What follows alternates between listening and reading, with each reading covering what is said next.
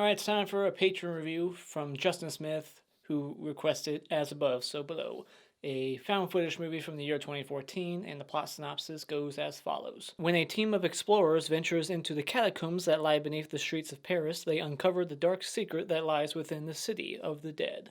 Let's start with the positives, the things I like about this movie. I like that for a found footage movie, it looks pretty good. Sometimes with found footage movies, they use really bad cameras, or it's just grainy security footage throughout or something like that, but this one, it actually looks good. There's a good production value to it, and I love that they actually shot this movie on location for the most part. I believe I read that they actually shot in the catacombs, and that really just adds to the realism of it and makes it feel more like they're actually there and this shit's actually happening to them. I thought the acting across the board was solid, nothing outstanding, but I thought everyone did a good job. I like the lead actress in here. She's a smart, like Nathan Drake character. This basically is Uncharted, but a found footage horror movie. And I will say that the first like 2/3 of this movie is the best part. I like the premise and what they have going on here in the beginning, but then when you get to the third act, to me it just kind of loses steam and I check out. But I like the setup. It's intriguing. I like what they're looking for down there, but I don't like what they find. And just like The Descent, this movie kind of plays around with your claustrophobia.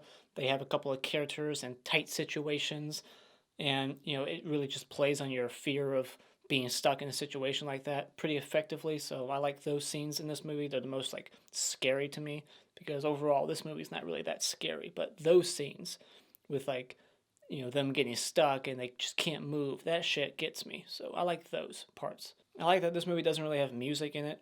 Most found footage movies don't, but some of them do, which they shouldn't really. But this one doesn't, for the most part. I feel like towards the end, though, they kind of insert some sounds in here. Maybe it's just sound effects, or that sound like music. But for the most part, there's no music, and therefore it just makes it feel more real, like you're just watching found footage that wasn't like edited and got music thrown into it and stuff. And the movie does move along at a good pace. It's not boring or anything. They get to the catacombs pretty quick. And like I said, I thought the whole setup was intriguing. The characters are fine.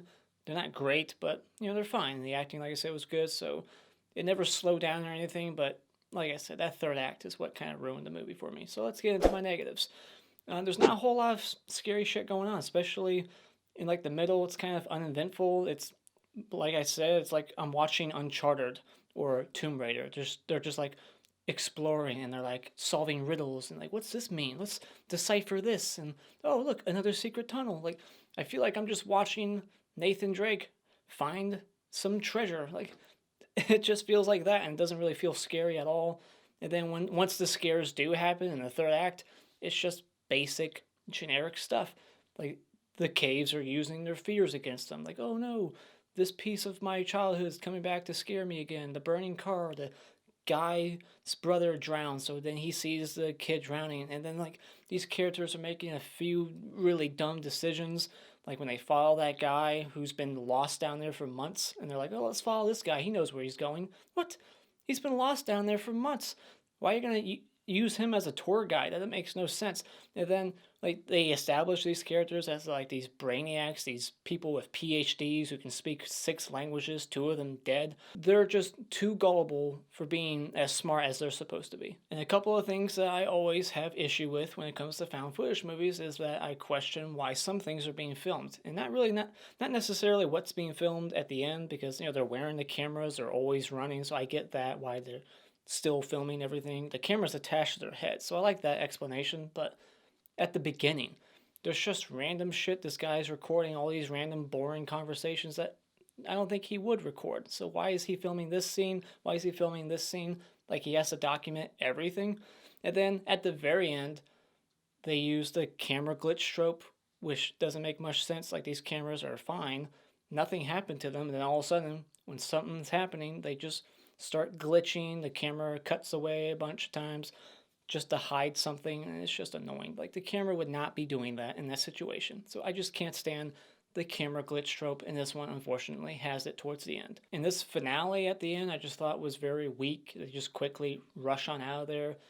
This movie is surprisingly not as dark as I thought it was going to be. It's kind of a happy ending. They didn't really find what they were looking for. They didn't learn anything. They was just what? I'm not sure what to take from this ending. They went there looking for secrets or something, and then they didn't get it. Like they went. She says she wanted to go find the truth. Well, what was the truth? Did I miss something? Let me know. So yeah, just a weak, lackluster finale. Just cheap scares.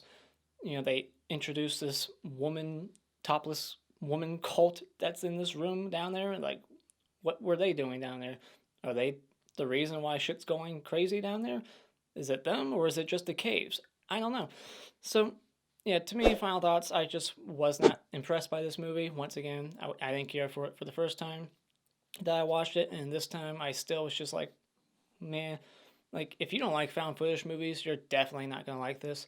But if you're a found footage fan, it's an average one to check out. It's not terrible. It's got over 6 on IMDb, and surprisingly, only like 25% Rotten Tomatoes. That's like, a lot of praise for IMDb, and then Rotten Tomatoes, that score is pretty low. It's not that bad. It's like in between there. It's like a 5 out of 10. It's just an average found footage movie to me. It's fine, but nothing memorable. Nothing that really stands out in the genre or subgenre, whatever you want to call it.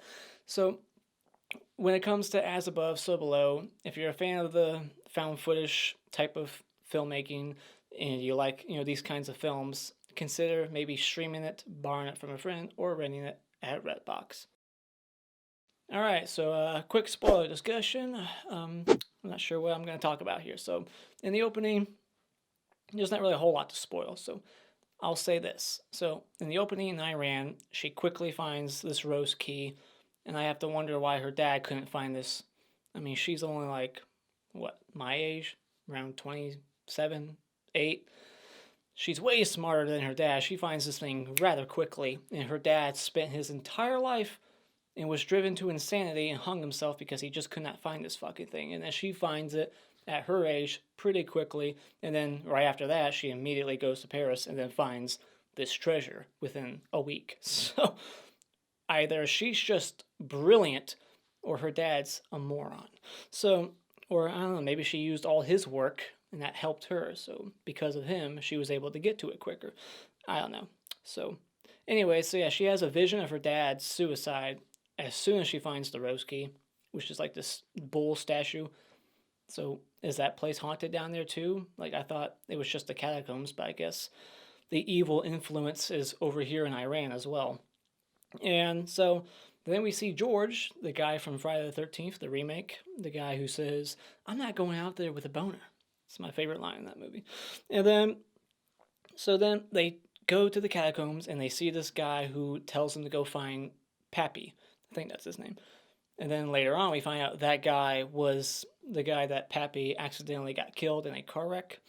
So, yeah, the ghosts are already talking to them specifically. Like, the ghosts know what they're up to. They know what they're planning, so they know what to tell them. And so then this other girl is at the club, and she's got, like, this wide-eyed look to her. She's clearly insane. And then we see her later on at the catacombs with this cult. Like, they're topless.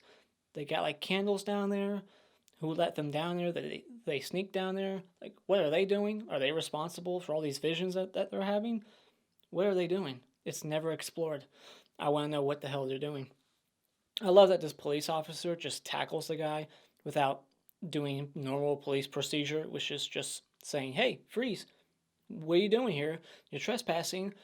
Get out of here." But no, just skip all that. This police officer just, it's like a jump scare. He just comes out of shadows and tackles the guy. And this scene's only here to get George into the catacombs because he was like, "I'm not going down there."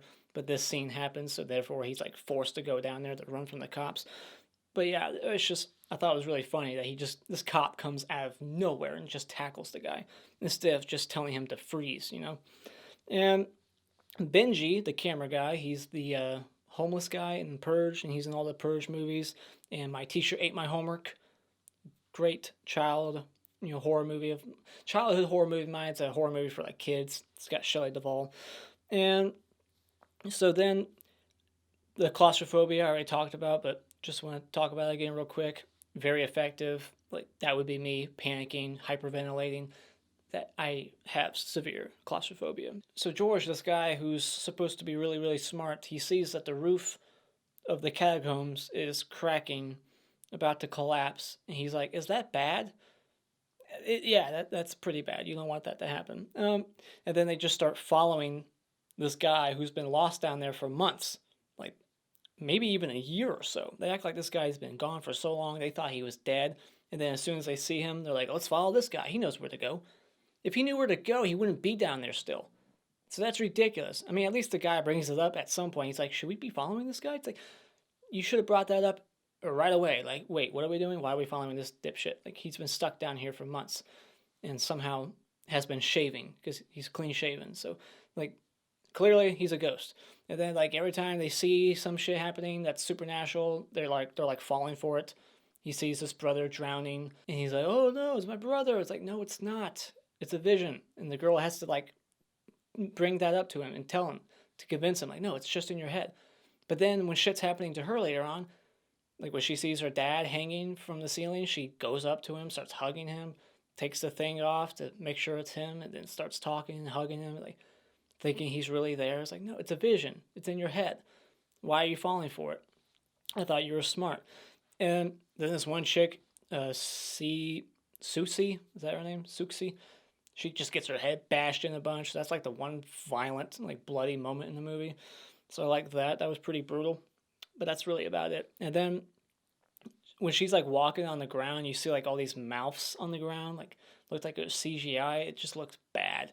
And then there's like all these arms coming out, like a bloody, runway on the ground. There's like a little river. I don't know what to call it. But that was kind of cool. Just all the bloody arms coming out of the ground. But yeah, I did not like the mouths on the ground. I didn't really care for the ghost in like Grim Reaper's outfits, the black cloaks that they were wearing, and then they just kind of disappear, and then these like wall sculptures come to life and start attacking them, and they can just easily push them down and they shatter. Like, what's going on? I don't know, but they just let them leave. But the camera guy, he falls to his death. That was kind of brutal. But yeah, then the one guy, she just heals him with the stone, but then realizes that she has to put the stone back. And then yada yada yada, they just go out this like manhole and they're okay. They just escape. Easy peasy. Just had to walk on out. Everything's like upside down in this world, so it's like they're going through the floor, but they're like going up on the street. And as above, so below. They explain it, but I don't get it. And so yeah, they're just fine. I thought there was gonna be like a twist where they were gonna be like, oh wait, no, we're still down there, like the descent. But no. So it's kind of a happy ending. Some people still died, but I don't know. I didn't feel much of a victory for them. Like, yeah, you made it out, but at what cost? Like, you cost these people their lives for nothing. Like, what did you gain from what you just went through? Like, what? I don't know. Like, they didn't get any treasure. They didn't retrieve the stone that grants you an eternal life. They didn't find out what the truth was, I don't think. What was the truth? They see like a 700-year-old corpse that's fresh, and then it's like decayed in another scene. So what was all that about? Like, I don't know. So I feel like there's a lot more here to be explored, or maybe I just missed something, but I didn't really get what was going on. It was just, the caves were using their fears against them. So the one guy, he sees like a burning car and it just sucks him right in and kills him. So it's like, wow. So the caves are a lot more powerful than you realize in that moment, and they could just kill them whenever they want. I mean, if the cave can pull that guy into the car like that and kill him, why doesn't it just kill these other two? 3, actually, that survive. I don't know why 3 needed to survive. It should have just been George and the main girl, Scarlett, who survived. But the other guy survives too, who I don't even remember his name because he's just a whatever character, just a side character. They don't develop him at all, so it's like, who is this guy? Why does he get to live? The camera guy should have lived. He had a little bit more of a personality, and I liked him, so not this guy. But yeah, so that's really all I gotta say about this movie. Explain it, whatever I missed, what the cult was down there, those women, what they were doing. Are they worshiping the evil down there? Maybe. What was the truth? What did she find out?